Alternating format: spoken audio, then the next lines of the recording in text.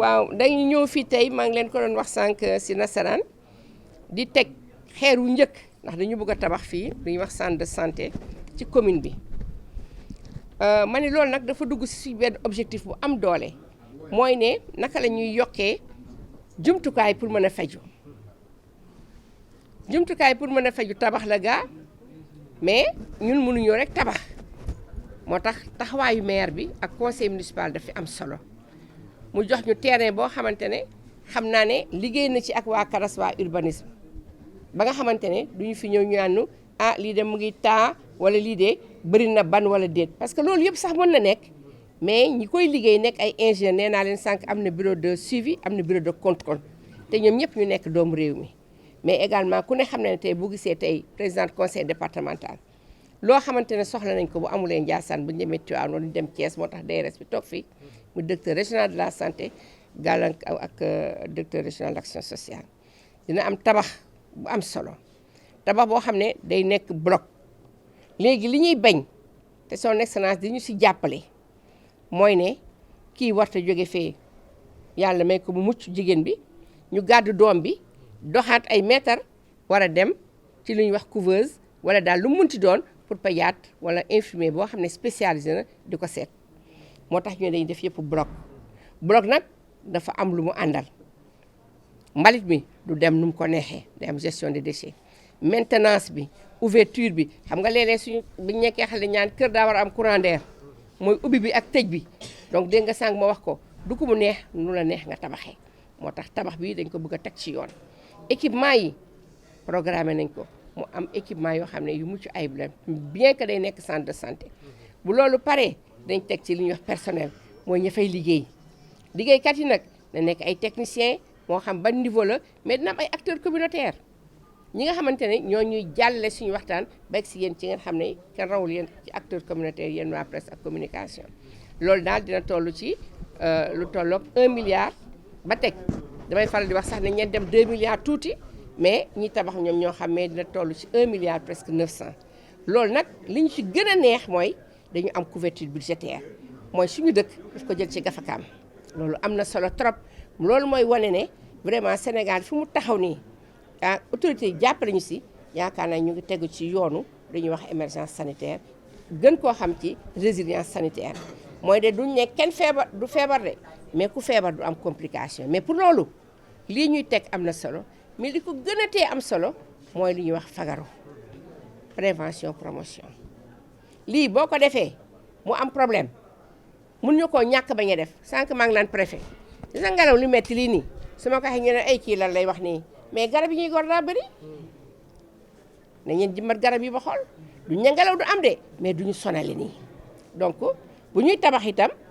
léegi man su ma fi ñëwaatee wala balaa boobu naan directeur de cabinet secrétaire général dem leen wax waa eaux et forêt ci biir structure de santé ba ñu xool fi ñuy def garab yi ak fleurs yi fàtte woon naa fleurs yi parce que boo feebaree xëy di gis ay fleurs sa feebar day wàññeeku boo feebaree gis ne tàngoor bi wàññeeku na sa feebar day wàññeeku donc Sénégal daal yaakaar naa ne ñun santé fi ñu ci toll li ñuy wax stratégie une seule santé mooy benn santé waxuma nag dañ fa yar ay ganaar ak yooyu mais daal dinañ am toppatoo bu ñu def trop ci ganaar yi également ak pigeon yi. sànq nee naa fagaru pour nga fagaru foog nga xam léeg-léeg ñu ne diabète bi dafa bëri mais foog ñu teg ko ci lu leer léeg-léeg ñu ne cancer bi bëri na foog ñu teg ko ci leer léeg-léeg ñu ne feebar roño yi bëri na foog ñu teg ko fi leer defoon nañ première enquête 2015 léeg-léeg ñu aussi bëñ yi am kari mooy bëñ yi nga xam ne dañoo bët am na solo parce que Sénégal bokk na ci pays yi nga xamante ne seen enquête CEP dañ ci boole santé orale parce que fii dañoo foog ne bëñ nag pour reetaan la mais bëñ dafa laaj aussi mu baax pour ñu mën a yéey parce que bëñ yi bu ñu baaxul ñu war a baaxee mun na dem ba créer diabète donc loolu c'est important moo tax dafa am enquête bi ñuy dugg gis nag nañ am nañ ñuy yàq di wax naan ku dugg seen kër na ngeen ko dàq ñooñu dañuy bëgg a jiitu rek mais ñu def nañ ay stratégie yoo xam ne dañu war a mun def suñu enquête mooy nan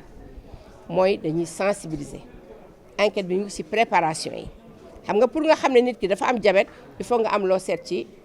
yaramam mais loolu ñun rek waa santé tëbuñu ne dañ koy def dañu ànd ak ay enquêteurs yoo xam ne ñi leen formé mooy agence nationale de la statistique et de la démographie mooy ñi nga xam ne ñoo doon enquête pour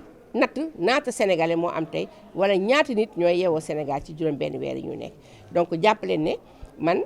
directeur de cabinet moom laa fi àndal tey dina wax secrétaire général ak directeur général yëpp maa ngi ànd ak waa PNA pour wax ne loolu bu jotee te ñu ngi si presque dinañ gën a amaat taxawaay ba ñëpp mën a comprendre lan la ñuy def parce que bu ñu xamulee nit ñi ñaata lañu garab yi ñuy commandé léeg-léeg nga dégg ñu ne garab yi dañoo wàññeeku mais moom mii tey DG PNA seen PNA pour mu mun a xam lan lay commandé il faut mu xam ñaata lañ d'abord et ci biir ñaata yooyu ban pourcentage ban pàcc moo ci def diabète moo ci def cancer moo ci def leneen donc lépp la te benn la léegi ñu ngi leen di dénk loolu fàttewuma également sécurité bi parce que lépp lu ñuy def tey mën koo def rek c'est parce que nañ nekk à côté vraiment ñu ngi leen di jaajëfal jërëjëf merci. Ce matin pour la pose de la première pierre du centre de santé de la commune de Ndiassane. Et ceci rentre dans le cadre d'un objectif précis qui est la densification de la carte sanitaire du pays. Comme en tout cas le veut son Excellence le président Macky Sall, son Premier ministre Amadou Ba, mais également tout le gouvernement, le khalife général de Ndiassane, toute sa famille et toutes les populations de Ndiassane et les localités environnantes. J'ai dit tout à l'heure que c'est une activité d'une grande importance. C'est pourquoi je salue l'administration territoriale qui est là avec nous depuis ce matin, en la personne donc, de monsieur le préfet, mais également du sous-préfet. Mais vous voyez que la présidente donc, du conseil départemental de Tivaouane vient d'arriver, et tout ceci en présence du directeur régional de la santé, du directeur régional de l'action sociale, mais de l'ensemble de ses collaborateurs, les acteurs communautaires, les relais, les badjanougor, mais également tous les acteurs de la presse, de la communication que vous êtes. J'ai parlé tout à l'heure de densification de la carte sanitaire, c'est extrêmement important, c'est déjà l'infrastructure donc, qui va être donc construite sur 2 hectares. C'est pourquoi c'est important de souligner aujourd'hui cet appui et cet accompagnement donc, de la collectivité territoriale, ici précisément le maire, donc nous saluons de façon remarquable, parce qu'avec son conseil municipal, donc, ils ont pu donc, nous délivrer ce terrain. Et nous pensons que ce n'est pas n'importe quel terrain, donc c'est un terrain avec tous les paramètres adéquats pour la construction également de ce grand bijou. Mais il faut dire également, après la construction, c'est bien prévu. Donc, dans près de 1,867 milliard, je pense. Donc, 1,9 milliard, voire 2 milliards. Parce que prochainement, sûrement, après, du fait de l'évolution de la population, il y aura donc des extensions. Nous avons prévu également des équipements donc, de haute facture. Pourquoi cela? Parce que nous faisons tout aujourd'hui conformément aux orientations stratégiques du plan national de développement sanitaire et social, de rapprocher l'offre de soins. En quoi faisant, je l'ai dit, ce sont donc les constructions, les équipements, mais également du personnel qualifié. Mais après tout cela, Ndiassane est donc dans le département de Tivaouane. De temps en temps, on aura besoin donc de notre centre de santé, donc de plateaux plus élevés, d'un hôpital. Vous avez à côté donc tout ce qui est hôpital de niveau 2 de Tivaouane, mais également l'hôpital de niveau 3, Seydi El Hadji Malick Sy, donc qui sera bientôt donc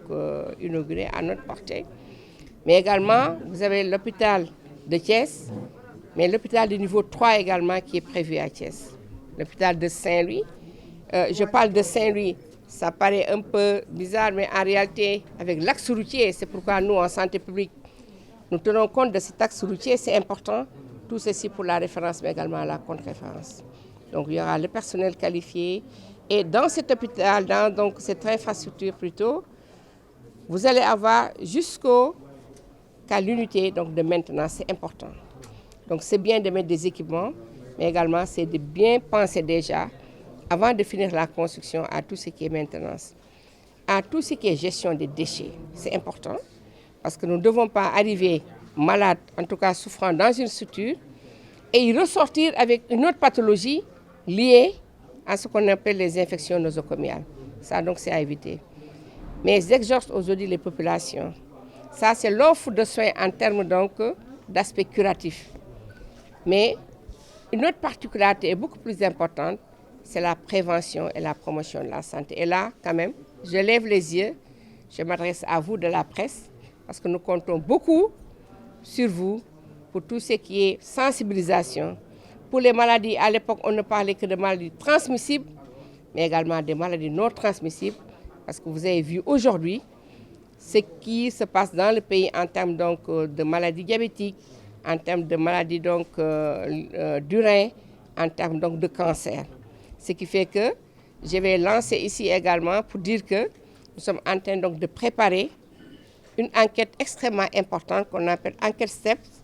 donc, qui va donc, nous permettre d'évaluer donc, le niveau donc, de prévalence de ces maladies dans la population. Et en profiter également pour vous dire de nous aider par rapport à tout ce qui est rumeur, parce que nous avons travaillé en étroite collaboration avec les communicateurs que vous êtes, les acteurs de la presse que vous êtes, pour vraiment réduire au maximum ces rumeurs, parce que cette enquête se fera avec l'Agence nationale de la statistique et de la démographie. Donc c'est une enquête bien encadrée. Donc quand ça va commencer, donc les préparatifs donc, sont déjà en cours. N'importe qui ne rentrera pas dans les maisons. Les spots ont commencé, mais on va renforcer davantage la communication, parce qu'à côté de l'excellent travail que nous sommes en train de faire, c'est sûr qu'on aura des détracteurs. Mais nous comptons beaucoup sur la presse et la communication. Et moi, c'est ce que je voulais vous dire. Remercier vivement donc, Madame donc, la présidente du conseil départemental, qui ne vit que pour la santé. Et je vous dis d'emblée que bientôt, vous allez donc pouvoir inaugurer ce grand bijou au niveau donc de Tivaouane. Merci encore une fois.